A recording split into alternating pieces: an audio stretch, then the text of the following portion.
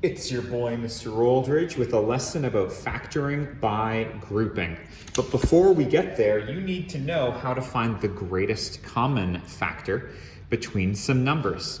The greatest common factor is the biggest number, whole number, that divides nicely into all of the numbers that you're given.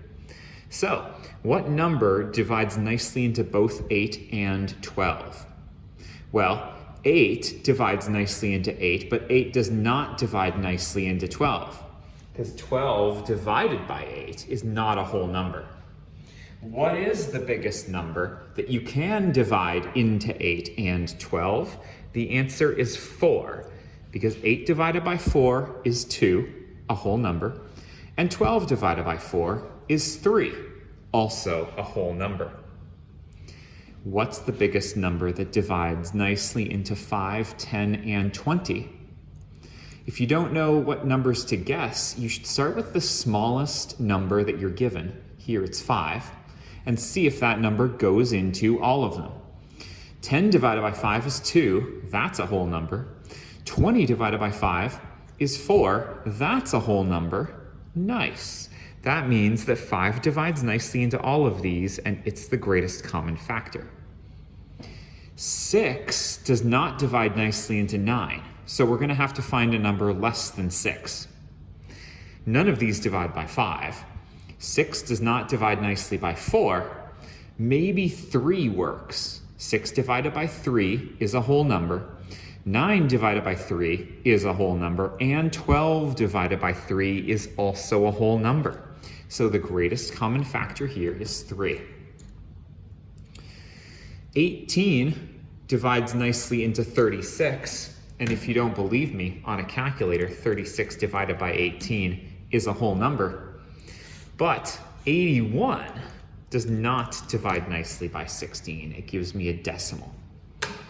The greatest common factor here is actually 9. 18 divides by 9, 36 divides by 9, and 81 divides by 9.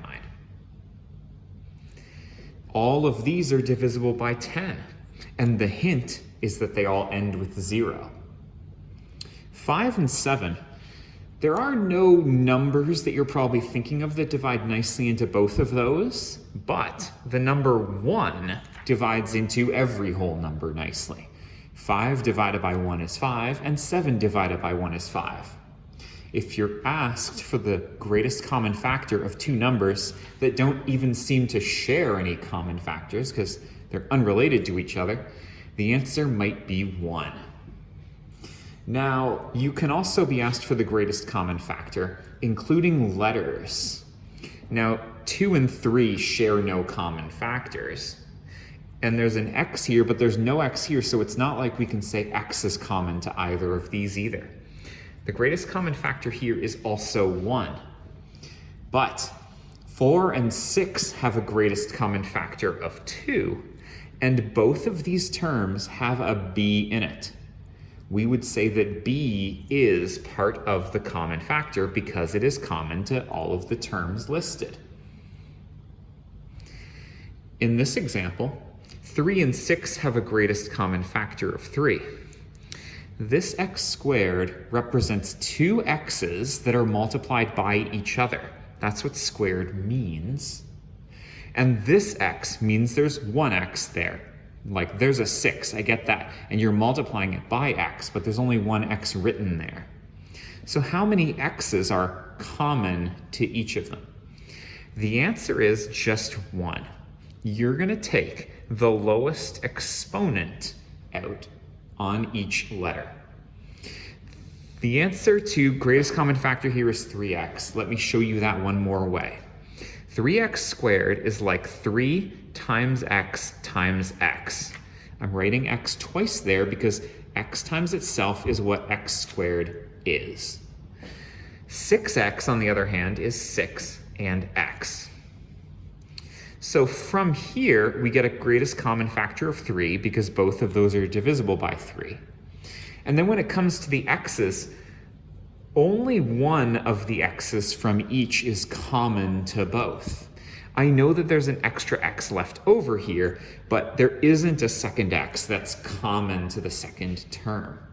So we can only write a single x as part of the greatest common factor. Again, with the x squared and x, there's two x's multiplied by each other here, but only one x here. So you can only pull one x out as the greatest common factor. The greatest common factor of 4 and 6 is 2. So the greatest common factor of these two terms is 2x.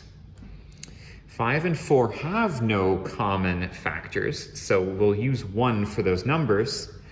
The greatest common factor of x squared and x is just x, one of them. Now, we don't usually write a coefficient of 1 when it's attached to x, so I would just write my answer as x here. Lastly, 6x squared and 3x and 9. Well, the 6 and 3 and 9 are all divisible by 3. Let's look for the x's. There's 2 of them here, there's 1 of them here, but there's none of them there. So you can't say that there's any x's common to all of the terms here. So we can't write x as part of the common factor. You'll need to be able to calculate the greatest common factors in order to do the process called common factoring. Common factoring is when you find the greatest common factor of the terms you're given and divide it out from all 3, or some cases 4 of the terms that are given. Here's what I mean. Let's find the GCF, or greatest common factor, of these terms. Well, they're all divisible by 7. 7 divides nicely by 7, 21 divides nicely by 7, and 35 divides nicely by 7. So I'm going to write equals 7 and then a big set of open brackets. Now your job is to divide all of these by 7 individually. 7x squared divided by 7 is going to leave you with just x squared. See, 7 divided by 7 is 1, and x squared divided by nothing involving x means that the x is not changed, x to the 2. Negative 21 divided by 7 is minus 3, and again the x needs to carry down.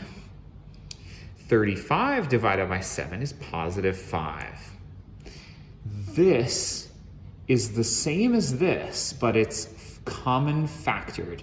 We've pulled 7 out of each of these terms, and we've put what's left over here in brackets. We're going to do that again here. 4 and 8 and 2 and 20. You can divide all of those by 2. Now, you have x to the 3, x to the 2, regular x, and no x's here. So you can't pull out any x's from all of them because it's not common to this term. So instead, your greatest common factor is just 2. If you don't realize why there's no x involved here, I'd point you up here to say, look, x squared, x, and no x's at all only had a greatest common factor of just the number. Anyways, your job is to divide each of these terms by the greatest common factor, 2. 4x cubed divided by 2. 4 divided by 2 is 2. Negative 8x squared. Negative 8 divided by 2 is negative 4. Positive 2x. 2 divided by 2 is 1. And I don't write 1 as a coefficient personally. And negative 20 divided by 2 is negative 10.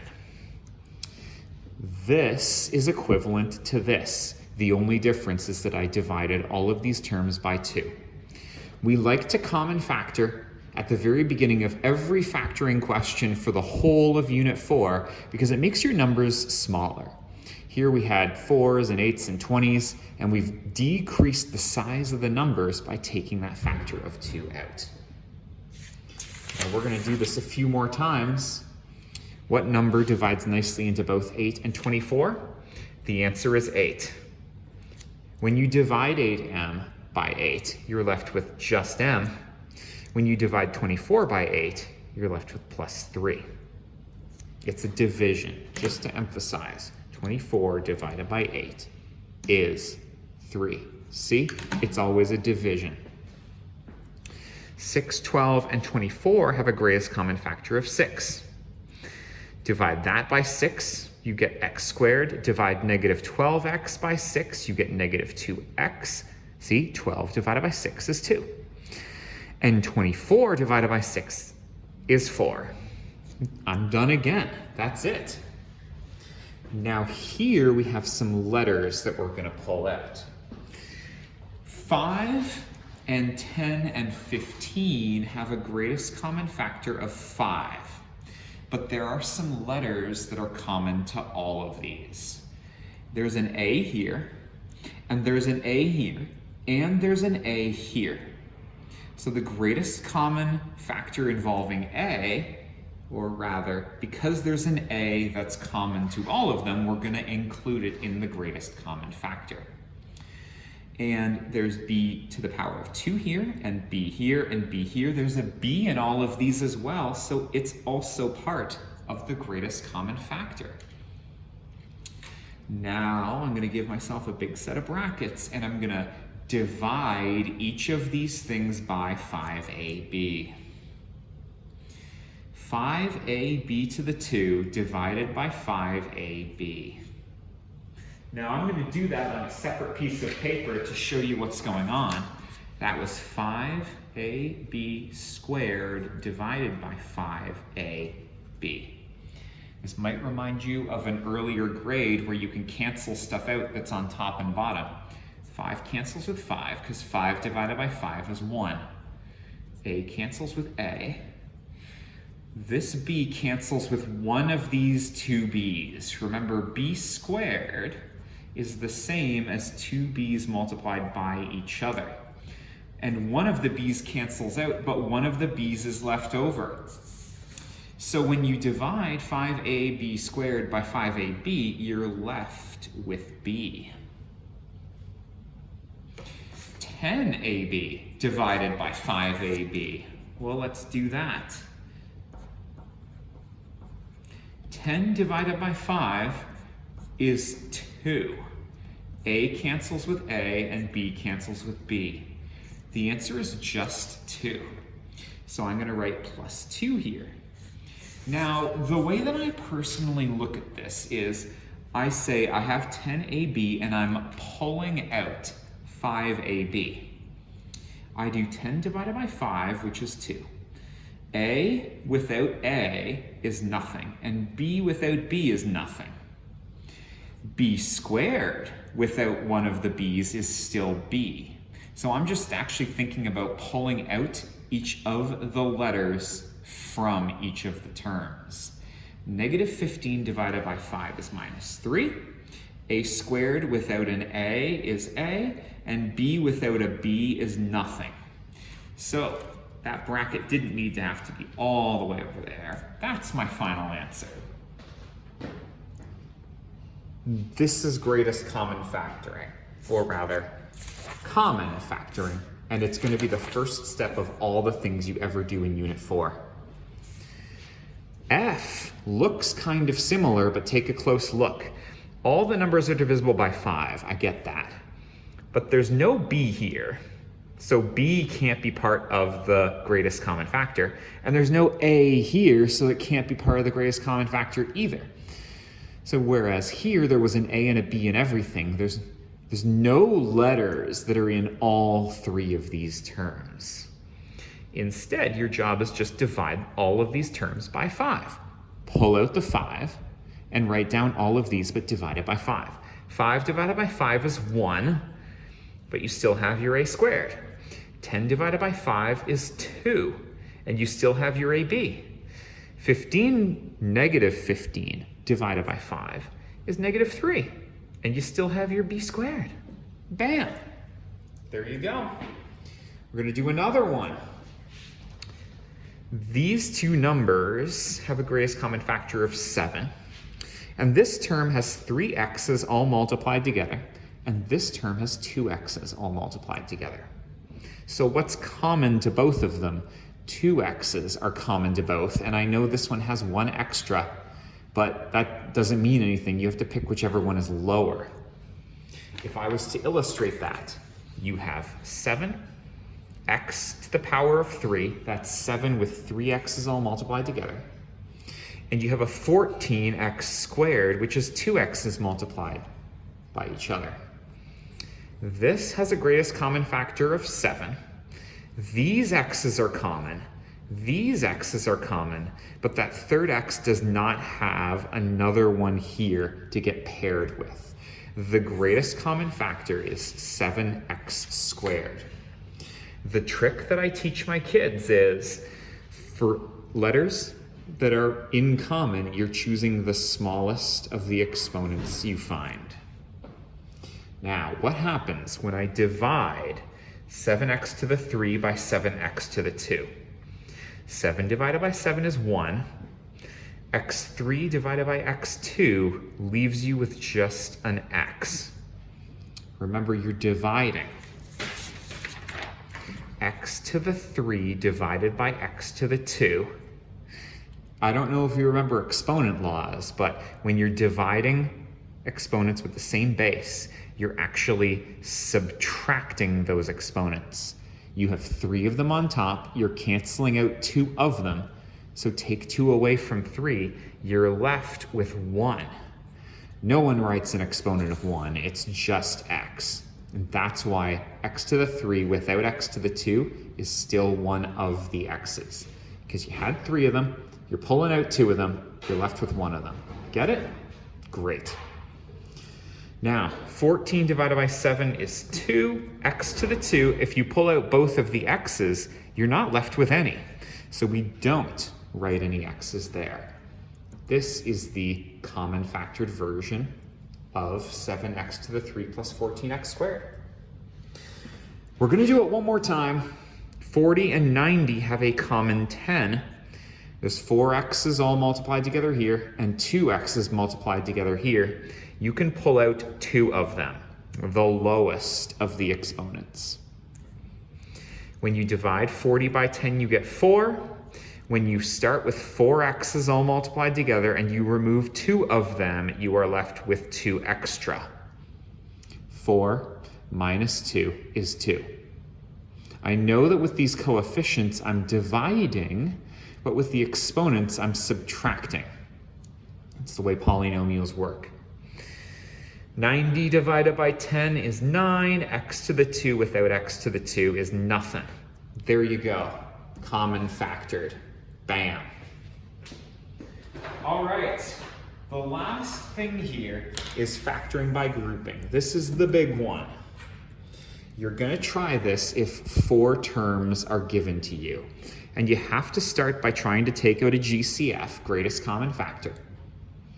But the main bit of factoring by grouping is dealing with one pair of terms and doing the GCF thing to just them. Then dealing with the other 2 and doing the GCF of just them. You're dealing with these in 2 separate groups. Now, there is no GCF or greatest common factor for all of these because there's no number that divides nicely into 6 and 3 and 8 and 4. So I'm going to do this factoring by grouping thing. I'm going to pretend that these aren't even there. In fact, I'm going to physically cover them up so you can't see them. Now we're going to do the GCF thing on just these 2 things. What's common to both of them? Well, they're both divisible by 3, and this is x to the 3 and that's x to the 2, so I got to pull out x to the 2, the smallest of the 2 exponents.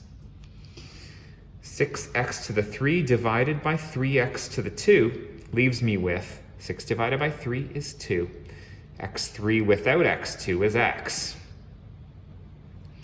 Negative 3 divided by 3 is negative 1. X to the 2 divided by x to the 2 is also 1. I'm actually going to write the 1 in there. If I was asked to greatest common factor just this, it would have given me this expression. Now I'm going to do the same thing for the second 2. What number is common to both of these? Well, I can divide them both by 4. And to be honest, because I know I have other stuff written here, it's going to be positive 4. P.S. The sign that I pull out is always going to be the same as the middlest sign of the terms I give you. We'll get used to that as time goes on. I'm going to pull out a 4 from both of these. 8 divided by 4 is 2. You still have an x, x.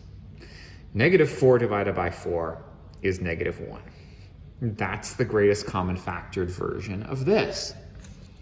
Now, factoring by grouping is about you doing it for the first two and then the second two. And then there's one extra step. But after the reveal, you'll know you've done it right if your two sets of brackets match. Look at this. I actually built a really complicated expression out of these four things. These two became this, and these two became this. And look how the brackets are the same thing. That's how you know you did it right. The final step here is to take that 2x minus 1, toss it into its own set of brackets. Only write it once. And then the leftovers, the stuff that's not 2x minus 1, goes into its own set of brackets. I copied out that 3x squared, and I copied out that plus 4 and tossed it in here. This is factored by grouping. Most important skill of grade 11 if you ask, sorry, grade 10, if you ask me. All right, I'm gonna do that again here with you. So I'm gonna cover up, well, first I look to see if there's any number that divides nicely into all of these, and there isn't. So I can't find the GCF for all the terms first. There isn't one. So I'm gonna do that thing. I'm gonna cover the second two. I'm gonna pretend that this is just it. I can divide both of those by 2, and there's a w in both as well. So my greatest common factor is 2w. 2w squared without 2w is just a w. 12w divided by 2w is positive 6. 12 divided by 2 is 6. W without w is nothing. Now we're going to do the same thing for the second two. 3 and 18 are both divisible by 3, and I'm actually going to copy that sign down. I'm going to divide everything by negative 3. I'm just copying that sign, by the way. Now, this divided by negative 3 is just w. This divided by negative 3 is plus 6. Negative 18 divided by negative 3 is positive 6. Now, I'll know I've done it right if the brackets match. Aw, yeah, they totally do. My final step is to copy out that common bracket, w plus 6, and the leftovers go into its own set of brackets. Nice. That's the factored form of that expression. All right, let's do it twice more. This one, there is a number that I can pull out of all of these terms. They're all divisible by 2. So I'm going to greatest common factor this before I even do this grouping thing. If I divide this by 2, I get x squared. If I divide this by 2, I get negative 2x. Divide that by 2, it's positive 3. Divide that by 2, it's negative 6. Now I'm doing that so that these numbers are kind of smaller than they were. Look how they all got smaller. It's just better to deal with small numbers. Plus, it's a rule. You have to pull out a greatest common factor if there is one. Now, what we're going to do is that factoring by grouping thing for these two terms and these two terms. We're only really working inside the bracket right now. So I copied out my 2. I'm just going to carry it with me. I need to common factor these two terms. Well, there isn't even a number there, but they do both have an x in them. So the common factor is x. X squared without x is another x. Negative 2x without x is negative 2. Okay, and we'll do the second half. 3 and 6 have a common 3. I'm going to use that plus sign. When I divide this by 3, I get x. When I divide -6 by 3, I get -2.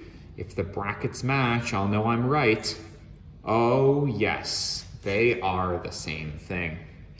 My final answer here is that 2. You can't lose that 2. It was in the original expression, but you just got to carry it all the way through. Pull that x minus 2 out to the front. The leftovers, x plus 3, get tossed into the last bracket here. There is my factored form of that expression. Good time for me to point out, up to now in your math career, you've probably looked at this and thought, well, I'm just going to combine those because they're like terms, you know, collect like terms. But explicitly, we are doing the exact opposite of that here because we're trying to turn we're trying to get the factored expression from a multiplied out version. If you were going to multiply all this out, you'd want to collect like terms in the end, but unit 4, where I'm teaching this factoring stuff, explicitly you need 4 terms to do factoring by grouping, and so you have to keep them separate from each other. That's just the way the game goes. Lastly, we're going to factor this together. You can actually pull a 5 out of all of these, and it looks like there's an x in every term, but there actually isn't an x there. Well, clearly you can see that. So x is not a common factor here. I just have to divide everything by 5 the same way I divided it all by 2 here. I'm going to divide that by 5. I'm going to divide that by 5. I'm going to divide that by 5. And I'm going to divide that by 5. That took me longer than it should have. And now I am going to factor these 2 things as though nothing else is here. And then I'm going to factor these 2 things as if nothing's there. All right, let's do it. Let's do it. I'm going to copy out the equals 5 because it needs to stay. Any numbers that divide nicely into 3 and 2? No, just 1. X to the 3 versus x to the 2. X to the 2 is common to both of those. You pick the smallest exponent when you have choices. 3x to the 3 without x to the 2. Well, you're left with the 3, and you have 3 x's here, and you're taking out 2 of them, so you're left with 1. 3 minus 2 is 1. Negative 2x squared without x squared is just negative 2. That one's probably more obvious. Now we're going to do it again, but for the second 2 terms. You're just pairing off the first 2, pairing off the second 2. 6 and 4 are both divisible by 2. I'm going to take the negative with me, divide both of these by negative 2. Negative 6 divided by negative 2 is 3. 4 divided by negative 2 is negative 2. Lots of division here. That's how factoring works. If these brackets match, oh yes, I know I did it right so far. Your final answer has this leading coefficient, or whatever you want to call it. The common bracket gets written next, and the leftovers, x squared minus 2, go into its own set of brackets. There's your factored form. That's the end of today's lesson. Thanks for being with us, and best of luck.